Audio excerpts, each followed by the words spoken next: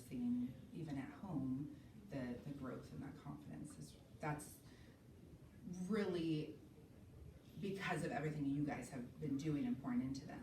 So what I want you to do is just looking back at all of these celebrations is just really think about, what are you doing? What is one thing you feel like you are doing that is making the most positive impact in these areas of sounding out the closed syllable words, of, you know, segmenting the words into phonemes, and getting them reading those words. So just think for like 20 seconds. What is something you really feel like you're doing that is contributing to this growth? So something. You know what?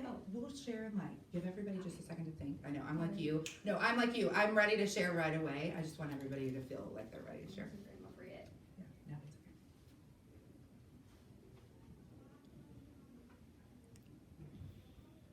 Okay, and if you want to jot it down on a post-it, if you're afraid you're going to forget, you can. Okay, so Kendra, you want to start? Sure. Okay.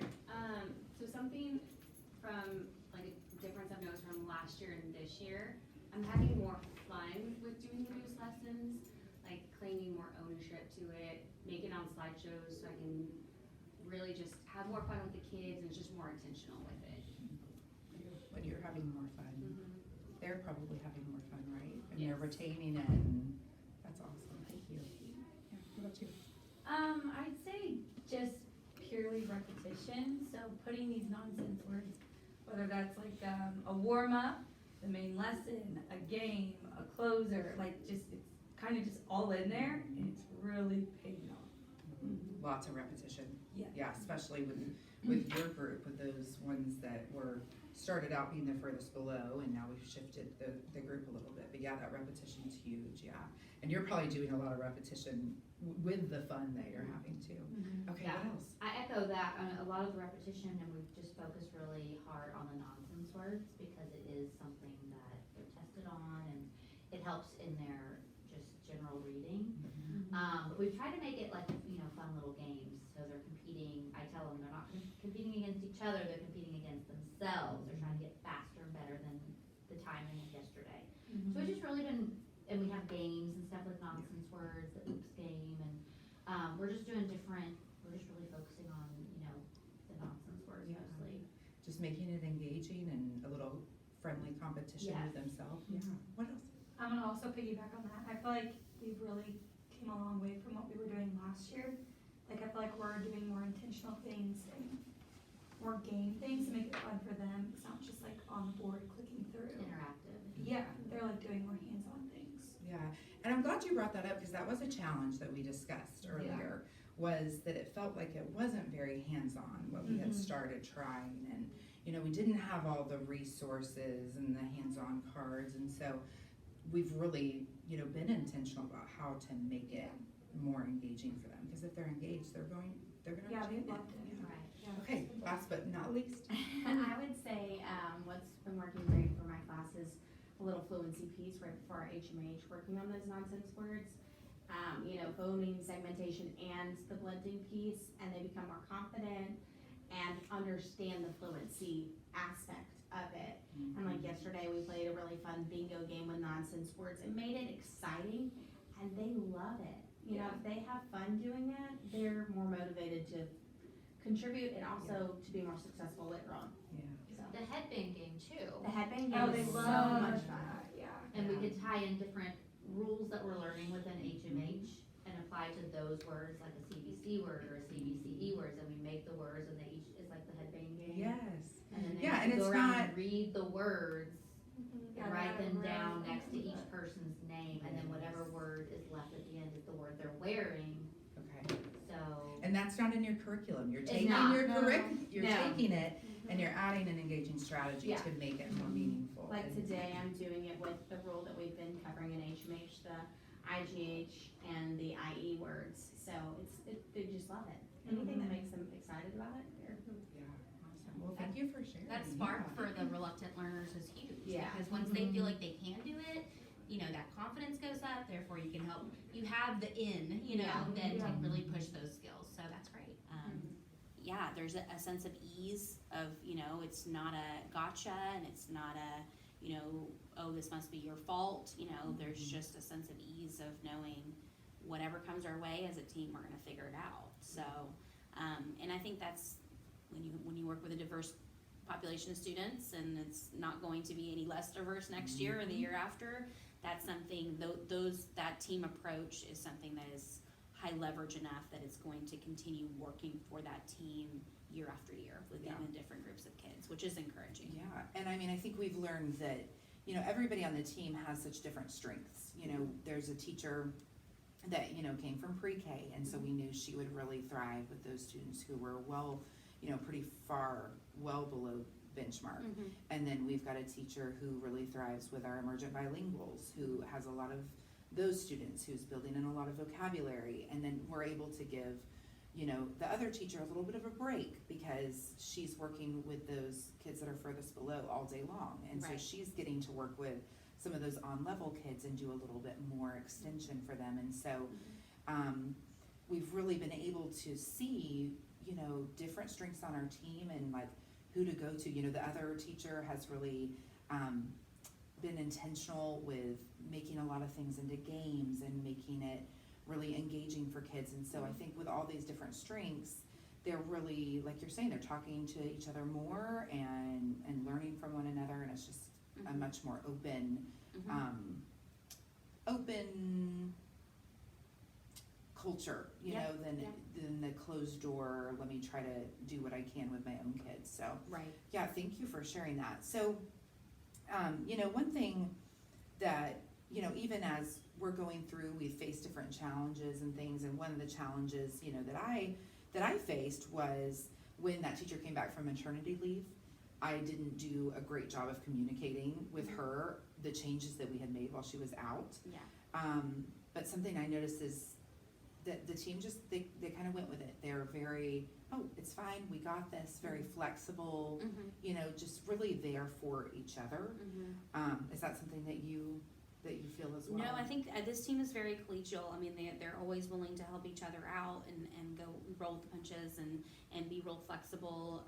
I think the biggest shift in that and to where they're more collaborative now is that they are working towards the same thing. So it's not just about supporting each other, it's also about we're supporting each other, but also we're working towards a similar goal, and we're gonna stay tight to that. Yeah. So rather than letting some excuses, slip in about, oh yeah, you're right, you just got back, or oh, you had yesterday off, oh, you're not feeling well, letting those excuses slip in once they were focused on that common goal of making sure these students were growing, that all students were making that year's growth, including the on-level kids. And doing that collaboratively, that was the biggest shift, and they've really taken ownership of it. They've taken ownership of having data conversations with their students. Yes, because that was a big change from first semester. There was someone else that was doing their progress monitoring, Right. And that is something we've noticed that this semester they have taken more ownership of that. So talk to me a little bit about that shift and what you're seeing with them doing their own progress monitoring and just having those goal conversations with kids and those growth conversations.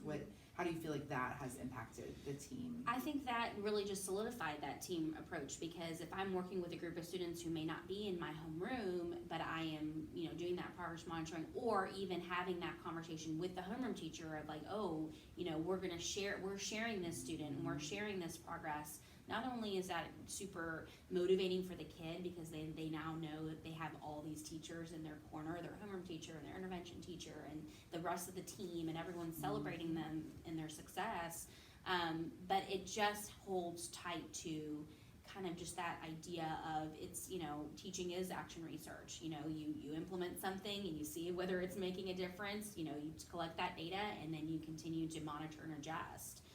So I think it's made them be more reflective in all of their practice and how they communicate with each other and how they help support each other as professionals, not just as, teaching neighbors, kind of thing. Yeah, because this team already had a strong culture among themselves before. Yeah.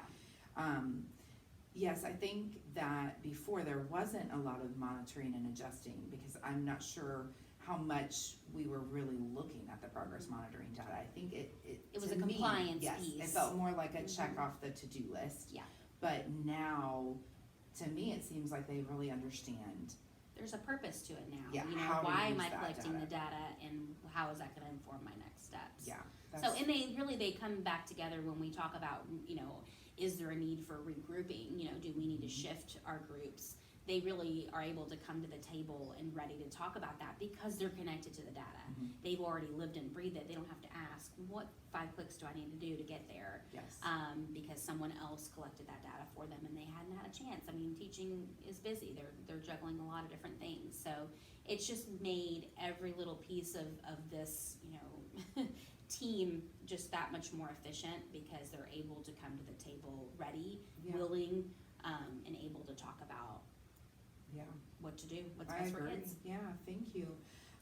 So just one last thought. Mhm. You know, we've seen these students grow, and we know they've grown because the teachers have grown, Mhm. and the teachers have been open-minded and tried new things, Mhm. and all of the things that we've talked about. So if we were to take something like this and try to, you know, apply it with some other grade levels where Mhm. we're seeing, you know, students, you know, kind of remaining stagnant in Mhm. that data, that literacy data.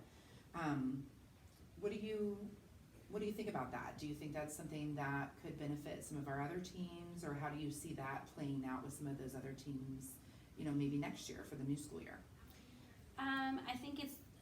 I think it would be nice to kind of pull this group of teachers and kind of see what they feel like are the biggest, you know, key moments where they were able to kind of, you know, what shifts did they notice in their own practice or as a team?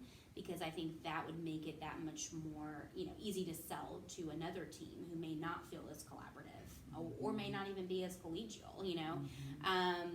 And then I think, you know, when you start with something that is as black and white as just data on a page, you know, and you have, you know, your beginning of your benchmark, your, you know, starting point, and then you're able to collect some data and decide where, you know, when you start with something that doesn't feel deep, I think that's where you can start building that culture of transparency and let's share ideas and what is working, what's not working, and it's really just that consistency.